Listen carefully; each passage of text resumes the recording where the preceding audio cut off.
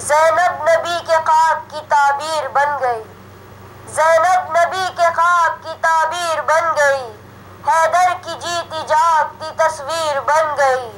اہل حرم کے واسطے حق کی امان تھی، اہل حرم کے واسطے حق کی امان تھی، دربار شام پہنچی تو شبیر بن گئی، دربار شام پہنچی تو شبیر بن گئی۔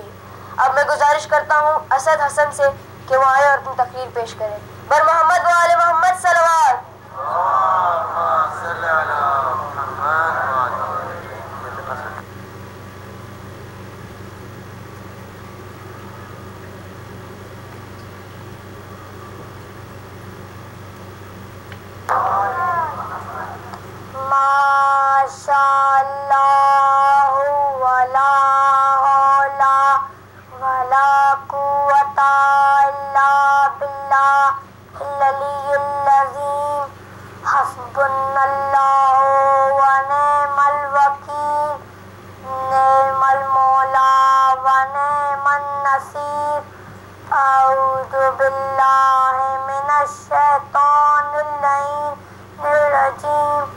بسم اللہ الرحمن الرحیم۔ امام حسین کے ننھے عزاداروں، کوفہ اور شام کے قیدیوں کا غم منانے والوں، سورۃ الضحیٰ میں ارشاد باری تعالی ہے فَأَمَّا الْيَتِيمَ فَلَا تَقْهَرْ۔ پروردگار عالم حکم دیتا ہے تم یتیم کو حقیر نہ سمجھو۔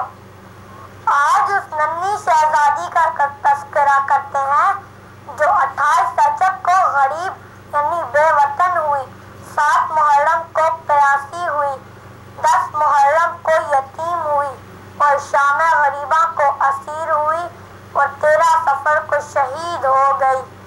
اس ننھی بچی کا اصل نام تو رقیہ تھا، لیکن سب اسے سکینہ کے نام سے جانتے ہیں۔ یہ بی بی اپنے بابا امام حسین کے لیے درجہ راحت و سکون کا باعث تھی کہ اسے سکینہ کہا جانے لگا۔ امام حسین فرمایا کرتے تھے مجھے وہ گھر اچھا نہیں لگتا جس گھر میں رباب اور سکینہ نہ ہو۔ صرف 4 سال کی عمر میں اس بچی پر مصیبت کے پہاڑ ٹوٹ پڑے۔ پہلی مشکل تو اس وقت پڑی جب 28 رجب 7 ہجری کو گھر بار چھوڑ کر ایک بہت مشکل سفر پر جانا پڑا۔ بچوں کو اپنے گھر، اپنے دوستوں، اپنے کھلونوں، اپنی چیزوں سے بہت محبت ہوتی ہے۔ بی بی سکینہ سے یہ سب کچھ چھوٹ گیا۔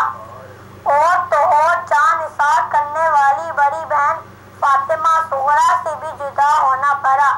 دوسری عظیم مصیبت عرب کے صحراؤں اور جنگلوں میں اونٹوں پر مشکل ترین سفر کرتے ہوئے میدان کربلا میں وارد ہونا۔ پھر جب امام کا یہ قافلہ 2 محرم 61 ہجری کو سرزمین نینوا پر قیام پذیر ہوا تو ہر دن نت نئی مشکلوں کا پیغام لے کر آتا رہا۔ بچوں کے دل تو بہت نازک ہوا کرتے ہیں، چھوٹی چھوٹی باتوں پر پریشان ہو جایا کرتے ہیں۔ اور یہاں بی بی کبھی اپنے بابا کے مختصر لشکر کو دیکھتی تھی اور کبھی دشمنوں کی فوج در فوج آمد کو۔ 7 محرم کو خیام حسینی میں پانی بھی ختم ہو گیا۔ 10 محرم تک یہ ننھی بچی بنی ہاشم کے دوسرے بچوں کے ساتھ پانی کی ایک ایک بوند کو ترستی رہی۔ عاشور کی صبح سکینہ کی زندگی میں قیامت بن کر طلوع ہوئی۔ امام کے ساتھی ایک ایک کر کے شہید ہوتے رہے۔ ساتھیوں کے بعد بنی ہاشم کے نوجوانوں کی قربانیاں شروع ہوئیں۔ چچا عباس کے بازو کیا کرتے کہ بابا کی کمر جھک گئی اور پانی کی آخری آس بھی دم توڑ گئی۔ سکینہ کا ننھا بھائی علی اصغر تیر کھا کر بابا کے ہاتھوں پر چل بسا۔ ہائے کاش وقت نہ آیا ہوتا کہ جب بابا آخری رخصت کے لیے آئے۔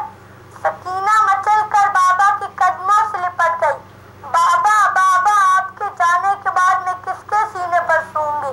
امام نے فرمایا